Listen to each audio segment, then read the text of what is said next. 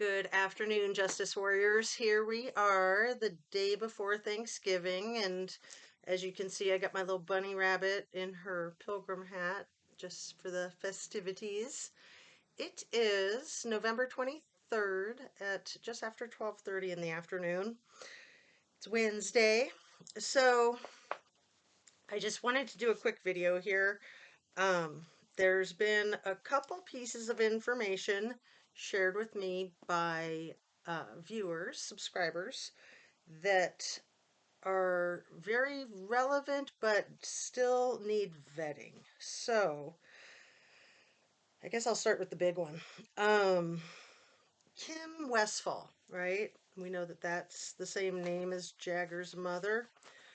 It seems that there is a Kim Westfall that is in charge or runs a nonprofit in Georgia called The Sanctuary or Uncaged, and it is specifically for helping victims of human trafficking regain their bearings and get their lives together. So I don't know if this is the same Kimberly Westfall. It is quite a coincidence that the name of Uncaged is also called The Sanctuary, or maybe the business is called Uncaged and the property in Georgia is called The Sanctuary. I believe they have some property in Romania. Maybe that's called The Sanctuary.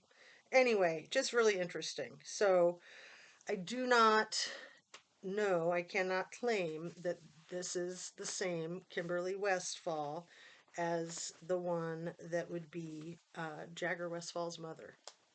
So that was the first big one. And the person who found that information, she did not want me to give her credit directly, but I would like to give the credit to her anonymously, of course. I always like to give credit where credit is due, and you know, there's just a lot going on, a lot of information. There's the Kevin James Smith that shares that P.O. Box number 309 in Truckee with a Kimberly Westfall. And Kevin James Smith is allegedly a 53-year-old man who has a business in Bend, Oregon, who may or may not be related to Sammy Smith. Sammy Smith's father, on the other hand, his name is James E. Smith. So he's the owner of Sierra Tahoe Investigations, co-owner with Cindy Smith, Sammy's mother and father. So just wanting to clarify on those things. Also, there are a couple other similarities that the two cases between Ms. Kiely Rodni and Ms. Trinity Backus that they have in common.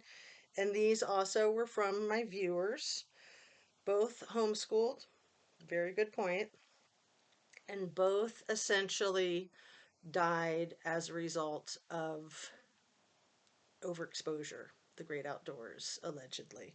So, obviously, in Kiely's case, it was drowning, allegedly. And then in Trinity's case, it was hypothermia, I think is what they're going to go with, but we don't know. We don't even really have a preliminary autopsy finding yet. So, you know, another thing that these two young women had in common that I think led to their becoming unalived is the level of independence that they had, the excess of freedom at such a young age when we all know 16-year-olds need supervision almost more than little kids need supervision, right? And especially teenage girls. I mean, they're just so vulnerable to predators. So, too much independence, too much freedom. Reminds me of Janis Joplin, right? Freedom's just another word for nothing left to lose. So, it's just so sad. I'm so devastated for Trinity. I'm so devastated for Kiely. I'm so devastated for their friends and family. And I just hope that we can have truth come out, find answers and prevent anything happening like this again in the future. So, like I said, it was going to be a short one, and I'm going to wrap it up. Oh, I almost forgot my disclaimer. Everything I say is simply my opinion, and it's sheerly for speculation and discussion and hopefully educational, sometimes a little bit entertaining, specifically just made for YouTube. Also, please don't forget to hit the thumbs up and share and subscribe if you feel so inclined. I'm getting close to 3,000 subscribers, and I just couldn't be more thrilled. So thanks so much, you guys. And the last time I checked my analytics, I had over 350,000 views, which is simply astounding. It's still less than 90 days that I've had my channel, and I'm just so grateful for you guys. So thank you, thank you, thank you. It gives me a lot to be thankful for this Thanksgiving. So in wrapping it up, you know what I always like to say, eat your turkey.